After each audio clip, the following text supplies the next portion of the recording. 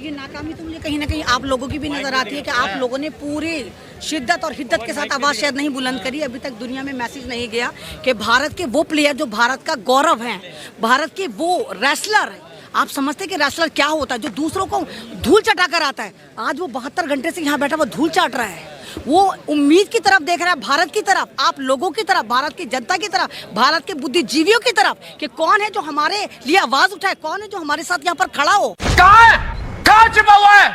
कि मतलब आप ये देखिए कि जो महिलाएं, जो बच्चियां, माँ बाप भारत का गौरव बनाने के लिए, भारत का नाम बनाने के लिए कैंपों में छोड़कर आते हैं, अपने से दूर अपनी बच्चियों को करते हैं, वहां पर तुम इनके साथ इस तरह का काम करोगे।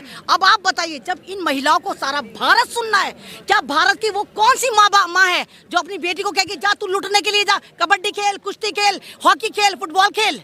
ये तो एक कैंप का हाल है, मुझे क्या मालूम हर कैंप में यही हो रहा होगा। तुम चुल्लू भर पानी में जाके डूब के बचाओ। ये मोदी सरकार तो हिटलर से हो रहे हैं।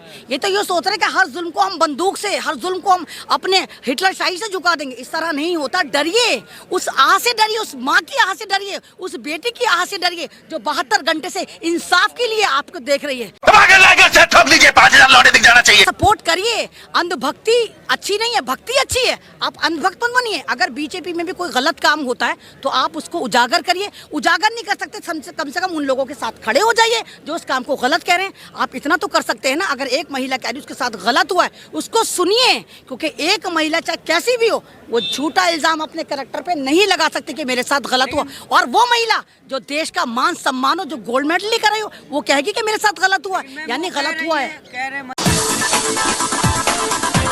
मंत्री की अगर मैं गलत होंगे तो मुझे फांसी पे चढ़ा दिया जाए। हम गलत है ही नहीं, सीध कर। नहीं तो जब अंडरवर्ल्ड डॉन से उनके ताल्लुकात निकले तभी फांसी पे चढ़ा दिया होता तो आज ये केस तो ना होता। तब भी तो निकले थे। मैं गलत तो नहीं करी, स्टडी करिए जाकर आप।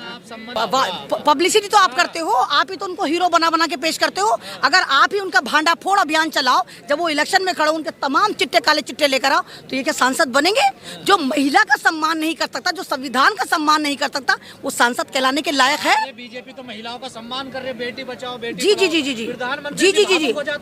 जी बिल्किस बानो के और बलात्कारियों को संस्कारी भी इसी पार्टी ने बनाया था। अभी जो आपने 1 जनवरी में हड्डियां घिस घिस के एक 20 साल की लड़की को गाड़ी के नीचे बांधकर 15 किलोमीटर तक घुमाया था, वो भी बीजेपी के ही नेता थे। तो मतलब क्या हो रहा है, हो क्या रहा है? आपने बिल्किस बानो का नाम लिया। बिल्किस बानो के जब दोषियों को छोड़ा गया तो ये जितने गोल्ड मेडलिस्ट हैं जिनकी आवाज देश सुनता है, क्यों आवाज नहीं उठाई इन्होंने? साथ में क्यों नहीं खड़े? एक बात बता, आपको क्या लगता है? चलिए, आपको लगता है जब ये बेचारे अपनी आवाज नहीं उठवा पा रहा है, आपको लगता है बिल्किस बानो के लिए कुछ लिखते तो क्या सरकार सुनती? नहीं लिख रहे, ट्वीट अपने लिए नहीं तो आज लिख रहे हैं, हो सकता है भैया अपने कामों में नहीं तो हो सकता है ये सोशल मीडिया से दूर हों। नकली किसान, अगर आप उससे नहीं, देखिए मैं तो कोई एथलीट हूँ नहीं, मैं तो इनको समर्थन देने आई हूँ। अगर इन्होंने दूरी बनाई तो हो सकता है कि सोशल मीडिया पे इतने एक्टिव हो ही ना।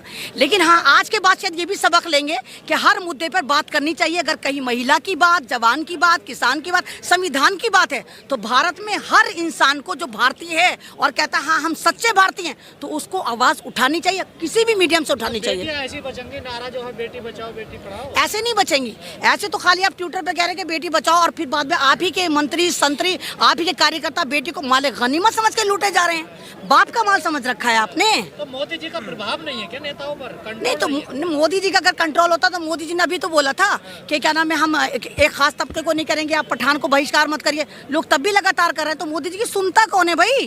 तो मोदी जी कितनी दूर बैठे हुए हैं यहाँ, है ना? 2-2.5 किलोमीटर में मोदी जी को नजर नहीं आ रहा कि 72 घंटे से भारत के जैम बैठे हुए, गोल्ड मेडलिस्ट बैठे हुए। आम महिला थोड़ी क्या एमन रिजविया के यहाँ पर बैठ गई और बैठी रहो चली गई। भाई ये गोल्ड मेडलिस्ट बैठे हुए हैं।